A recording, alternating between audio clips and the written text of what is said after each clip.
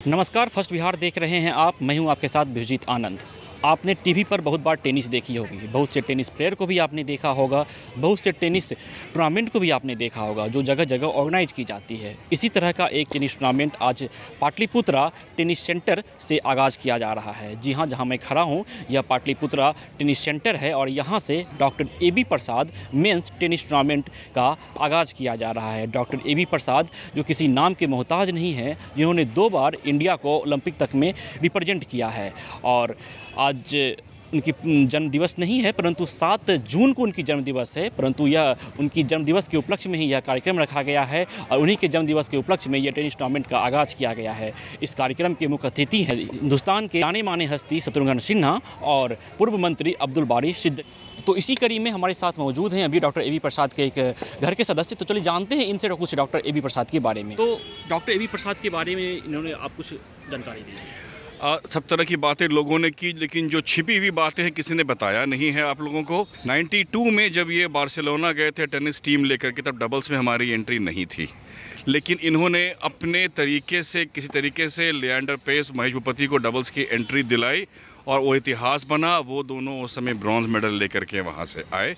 ये मैं इसलिए जानता हूँ कि मैं उनका दामाद हूँ, मेरे घर पे दिल्ली में आने जाने समय रुके थे और ये बहुत बड़ी उपलब्धि है। ओलंपिक में एंट्री लास्ट मिनट लेना लगभग ना के बराबर है। कैसे इन्होंने मैनेज किया हमें नहीं मालूम, लेकिन इन्होंने मैनेज किया। इन्होंने कब से कब तक इंडिया का प्रतिनिधित्व किया था? इंडिया के लिए शायद नहीं खेले, लेकिन एज एन टेनिस ऑफिशियल मुझे जहाँ तक याद आ रहा है 85 या 84 के बाद से लेकर के ये लगातार रहे और 2004 के एथेंस में भी गए थे और लगभग हर कंट्री में जहाँ जहाँ टूर्नामेंट हुआ है ये टीम लेकर के गए हैं। जूनियर सीनियर सबको लेकर के गए हैं। जी, शुक्रिया। तो जैसा कि आपने देखा कि इन्होंने ओलंपिक तक का सफ़र तय किया और जो आज पूरा कार्यक्रम था, ये कार्यक्रम इन्हीं के जन्मदिवस के उपलक्ष्य में मनाया गया था। इनका जन्मदिवस 7 जून को है। बहरहाल ये आज 5 जून है और आज की ही तारीख में यह कार्यक्रम का आगाज़ किया गया। और मैं फिर से बता दूं कि doctor A B. Prasad memorial all India men's tennis tournament का आगाज़ आज इस पाटलिपुत्रा टेनिस सेंटर से की गई है। अधिक अपडेट के लिए जुड़े रहें फर्स्ट बिहार के साथ। कहीं यहाँ स्पोर्ट्स के लीग हुआ करते थे, फुटबॉल के, बैडमिंटन के, आज वो नहीं 40 साल 50 साल मतलब कम इंफ्रास्ट्रक्चर था, तब भी एक से एक अच्छे स्पोर्ट्स प्रमोटर थे। मोइनुल हक साहब थे, अखौरी बाबू थे, फिर जो है कई ऐसे लोग थे। फुटबॉल का लीग मैच होता था, हम लोग जो है बी डिवीज़न का जो है क्रिकेट मैच खेलते थे, समझे, वगैरह वगैरह। अब आप ये बताइए कि इतनी बड़ी कॉलोनी है, ये प्रेस्टिजियस कॉलोनी है, तो आप कॉलोनी जब बनाते हैं कहीं भी तो कम से कम एक इंडोर स्टेडियम स्टैंडर्ड साइज का, एक फील्ड। अब वो फील्ड है तो वो तो एग्जीबिशन के लिए हो गया, मार्क वो हो गया। तो अब बताइए कि यहाँ के बच्चे कहाँ खेलेंगे, कहाँ घूमें। और जो लोड है अभी वॉक करने वाले का, वो बोटैनिकल गार्डन में, बोटैनिकल गार्डन में तो पैसा लग रहा है, तो सरकार उसमें भी पैसा ले रही है। हमको कह रहे हैं कि आपका लॉन्ग टर्म विजन होना चाहिए था। आप 20 किलोमीटर दूरी चले जाइए ना, आप 50 एकड़ 100 एकड़ ज़मीन जो है स्पोर्ट्स के डेवलपमेंट के लिए, इंफ्रास्ट्रक्चर के लिए जो है आप एक्वायर्ड कीजिए।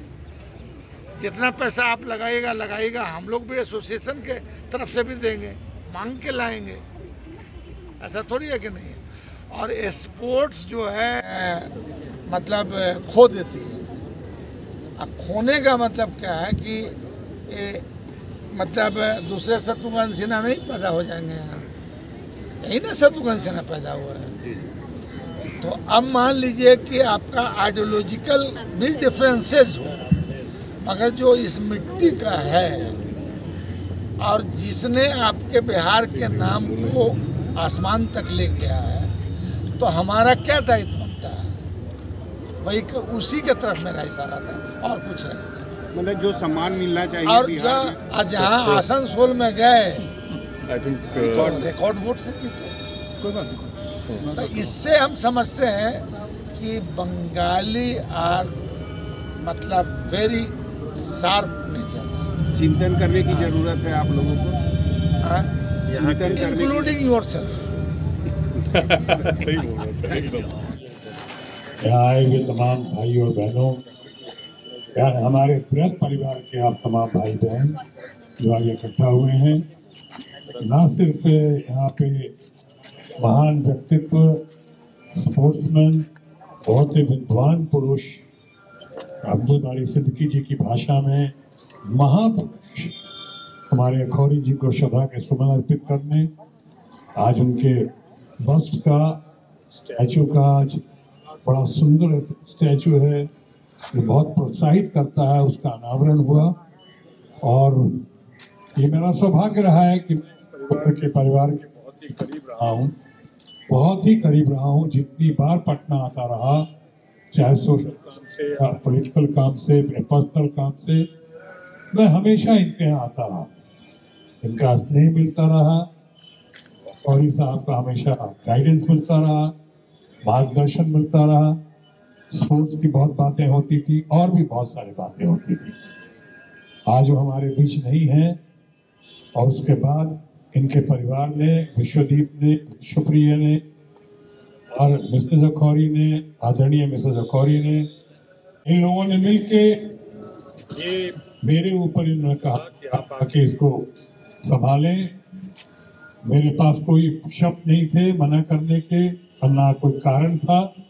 मैं पे इन्होंने प्रेसिडेंट की तरह मेरी घोषणा कर दी। जो संभाला उन्होंने, वो जिम्मेदारी उन्होंने मेरे ऊपर सौंपी। एक तरफ तो मेरा सौभाग्य है और दूसरी तरफ ये संकल्प भी है कि कैसे इसको लेके हम आगे बढ़ें, कहाँ तक आगे बढ़ सकेंगे। मुझे आप तमाम लोगों का सहयोग चाहिए, स्पोर्ट्स लवर्स का सहयोग चाहिए। और जैसा अब्दुल बारी सिद्दीकी जी कह रहे थे, बहुत विद्वान आदमी हैं। मैं समझता हूँ अब्दुल बारी सिद्दीकी जैसा पूरे बिहार के इतिहास में इतने इंटेग्रिटी का, इतने कैरेक्टर का, इस ऑनेस्टी का, इतना विद्वान कोई शायद ही मंत्री रहा हो जैसे अब्दुल बारी सिद्दीकी रहे हैं। मुझे बहुत अच्छा लगा आज उनके साथ इस कार्यक्रम में शरीक होने पे। और एक तरफ और कहना चाहूँगा कि जब मैं विश्वप्रिय हमें कह रहे थे कि मैं यहाँ पे फॉर्मर कैबिनेट मिनिस्टर हूँ, रह चुका हूँ, 4-5 बार एमपी रहा हूँ, लेकिन मैं इस कार्यक्रम में ना एमपी के नाते आया हूँ और ना ही कोई फॉर्मर कैबिनेट मिनिस्टर के नाते आया हूँ। मैं यहाँ पे एक परिवार के सदस्य के नाते आया हूँ। ये जिम्मेदारी मेरे परिवार के सदस्य के नाते है। मैं बहुत आभारी हूँ इन तमाम लोगों का और इसके लिए भी आभारी हूँ कि मुझे सदैव अखौरी साहब का आपको आशीर्वाद मिलता रहा, मार्गदर्शन मिलता रहा। एक चीज़ और कह दूं, जब मैं दुनिया में जहाँ जहाँ मैं एंटी टोबैको कैंपेन करता रहा और जहाँ जहाँ मैं गया, चाहे हेल्थ मिनिस्टर के नाते, चाहे सोशल पॉलिटिकल एक्टिविस्ट के नाते, ड्रग्स के खिलाफ मैंने हमेशा आवाज़ उठाई, से नो टू ड्रग्स। और टोबैको के खिलाफ हमने बहुत काम करने की कोशिश की, आप लोगों के सानिध्य में, आप लोगों के मार्गदर्शन में, ये मानते हुए कि टोबैको न सिर्फ व्यक्ति के लिए, समाज के लिए, बल्कि पूरे देश के लिए, विश्व के लिए बहुत ही घातक है। उससे निकलना चाहिए। और जब मैं उसकी बात करता था तो मेरा एक बहुत फेवरेट मोटो था जब मैं हेल्थ मिनिस्टर था कि health of the nation is wealth of the nation. वही देश सबसे ज्यादा तरक्की में हो सकता है, संपन्न हो सकता है, जिसके युवाओं के अंदर बड़ी शक्ति हो, ताकत हो, युवा बहुत मजबूत हो। ऐसा ही देश हो सकता है। और उस युवाओं के मजबूत होने की जड़ में, नींव में, मैं समझता हूँ सबसे बड़ा और सबसे बढ़िया योगदान है। तो योगा का भी उतना नहीं है, व्यायाम का भी नहीं है उतना, जितना कि स्पोर्ट्स का है। और स्पोर्ट्स के भिन्न भिन्न रूप का है, गुल्ली डंडा से लेके, होलेल से लेके, यानी साइकिल के चक्का चलाने से लेके, और उसके बाद जितने क्रिकेट, फुटबॉल, जितने हॉकी वगैरह। लेकिन एक चीज मैंने देखी है, तो मैं अपने अनुभव के आधार पर कह सकता हूँ, जब स्पोर्ट्स एजेंसी से बहुत जुड़ा रहा तो मैंने देखा है कि सबसे ज्यादा, सबसे बढ़िया, सबसे पॉजिटिव, सबसे कंस्ट्रक्टिव कोई स्पोर्ट्स है जो 6 साल से लेकर 90 साल तक के उम्र के लोग खेल सकते हैं और खेलते हैं, तो अपना हमारा ये हॉकी और क्रिकेट नहीं है, बल्कि हमारा अपना टेनिस है, लॉन टेनिस है। ऐसे लॉन टेनिस में स्पोर्ट्समैन की अपनी पहचान खुद हो जाती है, जो चेहरे पे ग्लो होता है। अभी मैं आ रहा था, अभी एक लड़की ने हमें वेलकम किया, शायद उनका नाम गौरी है। मैं वहाँ देखा और मैंने खुद कहा, अखौरी परिवार से, विश्वदीप से कहा कि ये लड़की बहुत स्पोर्ट्स पर्सन है क्या, बहुत स्पोर्ट्स में इसकी बहुत रुचि है क्या? तो बोले कि हाँ बिल्कुल।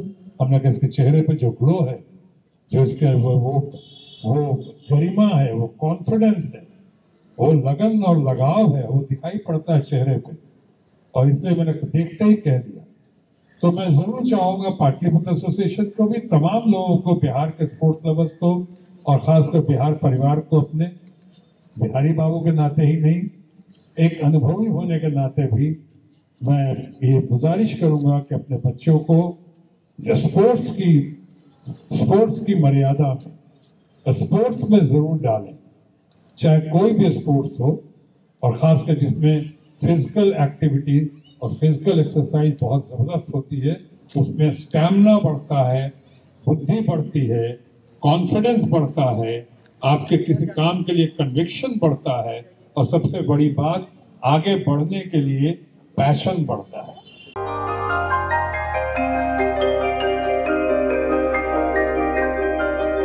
इस कोविड पेंडेमिक में सब ये शहर छोड़कर अपने शहर, अपने घर चले गए। हम लोगों का अपना शहर तो है, लेकिन वहाँ अपना घर नहीं। अगर सिचुएशन और ख़राब होता चला गया तो हम जाएंगे कहाँ? अरे ये प्रॉब्लम तो हर शहर में है, लेकिन हाँ, अपने शहर में भी अपना घर तो होना ही चाहिए। होना चाहिए तो कहाँ है अपना घर? ये है ना, ई होम्स पैनोरमा, पूर्णिया में, अपने शहर में अपना घर। पूर्णिया में पैनोरमा ग्रुप लेकर आए हैं ई होम्स पैनोरमा। बड़ा घर, आलीशान जिंदगी और अत्याधुनिक सुविधाओं के संग। E homes panorama, luxurious lifestyle redefined.